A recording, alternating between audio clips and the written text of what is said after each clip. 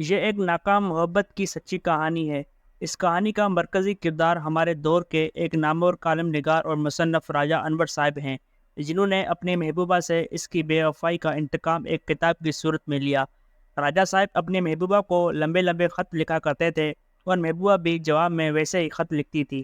Punjab university new campus Lahore کی فضاؤں میں جنم لینے والی یہ محبت جب افسوسناک انجام سے دوچار ہوئی تو راجہ انور نے اپنی محبوبہ کنول سے فرمائش کی کہ انہوں نے جو خط اسے لکھے وہ انہیں واپس لوٹا دیے جائیں تاکہ وہ ان خطوط کو شائع کر کے اپنی کہانی کو آئندہ نسلوں کے لیے عبرت کی مثال بنا سکیں۔ حیرت انگیز طور پر کنول نے یہ خطوط راجہ انور کو لوٹا دیے اور انہیں کتابی صورت میں شائع کرنے کی اجازت بھی دے دی۔ یہ کتاب 50 سال پہلے شائع ہوئی، لیکن سچے کرداروں اور خوبصورت طرز بیان کی وجہ سے ایک ادبی شاہکار بن گئی اور آج بھی نوجوانوں میں بڑی مقبول ہے۔ راجہ انور بہت سی کتابوں کے مصنف ہیں، لیکن یہ ان کی سب سے زیادہ پڑھی جانے والی کتاب ہے۔ میں نے یہ کتاب پہلی دفعہ کالج کے زمانے میں پڑھی۔ 1999 میں وزیر اعظم محترمہ بینظیر بھٹو نے اسٹوڈنٹ یونینز پر پابندی ختم کی تو پنجاب یونیورسٹی اسٹوڈنٹس یونین کا الیکشن ہوا۔ انتخابی مہم میں اسلامی جمعیت طلبہ کے سامنے پیپلز اسٹوڈنٹس فیڈریشن آ کھڑی ہوئی تو جمعیت والے راجہ انور کی یہ کتاب جھوٹے روب کے درشن ڈھونڈ لائے اور کہنے لگے کہ یہ ہے سرخوں کے لیڈر راجہ انور کا کردار جو اپنی ایک سپورٹر سے عشق لڑاتا تھا، اور جب عشق ناکام ہو گیا تو ناکامی کی اس کہانی کو کتاب میں شائع کر دیا۔ یہ کتاب 1973 کی کہانی تھی اور سچی بات ہے کہ 1999 میں جب جمعیت کے مقابلے پر الیکشن لڑنے والوں کے لیے اس کتاب نے بڑے مسائل پیدا کر دیے۔ میں پنجاب یونیورسٹی کے شعبہ ابلاغیات میں فائنل ایئر کا طالب علم تھا۔ جمعیت کے صدارتی امیدوار جہانگیر خان میری کلاس فیلو تھے، لیکن میں پی ایس ایف کے صدارتی امیدوار میر شاہجہان کھیتران کو سپورٹ کر رہا تھا، جن کا تعلق بلوچستان سے تھا۔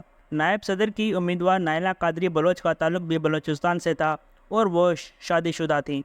ان کے خاوند مصطفیٰ صاحب ہمارے دوست تھے اور ان کی وجہ سے نائلہ کے خلاف جمعیت کا پروپیگنڈا کارگر ثابت نہ ہوا، لیکن جنہوں نے یہ کتاب نہیں پڑھی تھی ان کا یہی خیال تھا کہ ترقی پسندوں کے اکثر لیڈر راجہ انور کی طرح لڑکیوں کو بیوقوف بنانے کے لیے انقلابی تقریریں کرتے ہیں اور پھر انہیں بلیک میل کرنے کے لیے ان کے محبت نامے دنیا کے سامنے لے آتے ہیں۔ بہرحال ہم نے ریگل چوک لاہور میں آغا امیر حسن کے بک شاپ سے جھوٹے روپ کے درشن کی کئی نسخے خریدے، ان پر نشانات لگائے اور ہمارے ساتھی کئی دن تک یہ کتاب لیے اپنے وضاحتیں کرتے پھرے۔ ہمارے ساتھیوں کی پہلی وضاحت یہ ہوتی کہ راجہ انور کا تعلق پی ایس ایف سے نہیں بلکہ این ایس ایف سے تھا۔ دوسری وضاحت یہ ہوتی کہ یہ کتاب دراصل ایک امیر لڑکی کی ایک غریب لڑکے سے بے وفائی کی کہانی ہے، اور اس کتاب میں غریبوں کو یہ پیغام دیا گیا ہے کہ امیروں سے محبت نہ کرو۔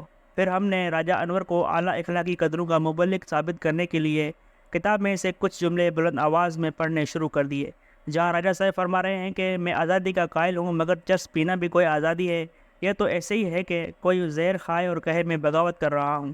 ان جملوں پر خوب تالیاں بجتی، لیکن آج میرا موضوع یہ کتاب نہیں بلکہ راجہ انور ہے۔ وہ راجہ انور جس نے اپنی ناکام محبت کی کہانی کو ایک ادبی شاہکار بنا دیا۔ وہ جنرل ضیاء الحق کے مارشل آرٹ دور میں افغانستان چلا گیا، جہاں اس نے میر مرتضیٰ بھٹو کے ساتھ مل کر ایک فوجی ڈکٹیٹر کے خلاف مسلح مزاحمت شروع کر دی۔ آئین کی پامالی اور ریاستی جبر نے فلسفے کے ایک طالب علم کو اکثریت پسند بنا دیا۔ الذوالفقار کی حکمت عملی پر راجہ انور کا میر مرتضیٰ بھٹو سے اختلاف ہو گیا تو انہوں نے راجہ انور کو کابل کے پل چرخی جیل میں بند کرا دیا۔ جب پی آئی کا طیارہ ہائی جیک ہونے کے بعد میر مرتضیٰ بھٹو کابل سے دمشق منتقل ہو گئے تو راجہ انور کو جیل سے رہائی ملی اور وہ جرمنی چلے گئے۔ محترمہ بینظیر بھٹو کے دور میں حکومت میں وہ واپس پاکستان آئے اور جب ان کے پرانے دوست پرویز رشید نے نواز شریف میں ایک انقلابی تلاش کیا تو راجہ انور بھی اپنے پرانے دوست کے پیچھے پیچھے مسلم لیگ نون میں چلے گئے۔ عرض یہ کرنا تھا کہ جس طرح ریاستی جبر نے راجہ انور کو ریاست کے خلاف ہتھیار اٹھانے پر مجبور کیا، اسی طرح 1999 میں پنجاب یونیورسٹی میں الیکشن لڑنے والی نائلہ قادری بلوچ بھی مشرف دور میں ریاست کی باغی بن گئی۔ مشرف دور میں Naila Qadri B N P Mengal کا حصہ تھی۔ ایک دن اس کے خاوند کو لاپتہ کر دیا گیا۔ خاوند کے لاپتہ ہونے کے بعد اسے جن حالات و واقعات کا سامنا کرنا پڑا، ان کا نتیجہ یہ نکلا کہ وہ پاکستان سے بھاگ کر کینیڈا پہنچ گئی اور پاکستان مخالف سرگرمیوں کا حصہ بن گئی۔ اس زمانے میں لال مسجد اسلام آباد میں آپریشن ہوا اور اس آپریشن کا رد عمل تحریک طالبان پاکستان کے قیام کی صورت میں سامنے آیا۔ اس تنظیم نے افغانستان کے راستے سے پاکستان میں وہی کام شروع کیے جو کسی زمانے میں الذوالفقار کیا کرتی تھی۔ الذوالفقار کے بانی میر مرتضیٰ بھٹو بھی آخری میں پاکستان واپس آئے۔ انہوں نے مقدمات کا سامنا کیا اور انتخابی سیاست کی طرف واپس لوٹے۔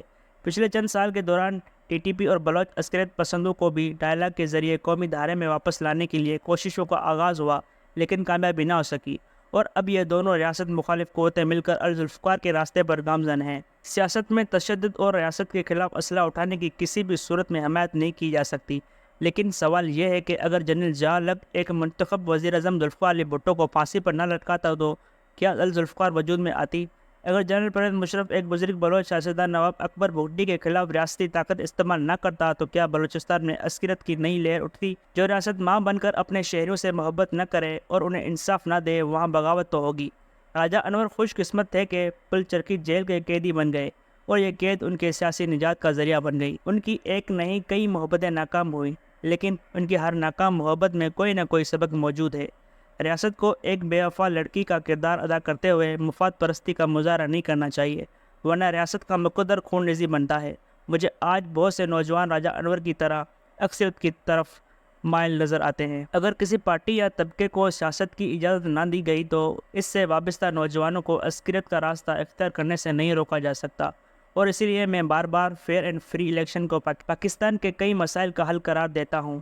فیئر اینڈ فری الیکشن کی امید کا خاتمہ پاکستان میں عسکریت کو فروغ دے گا۔ بہت سے راجہ انور افغانستان چلے جائیں گے۔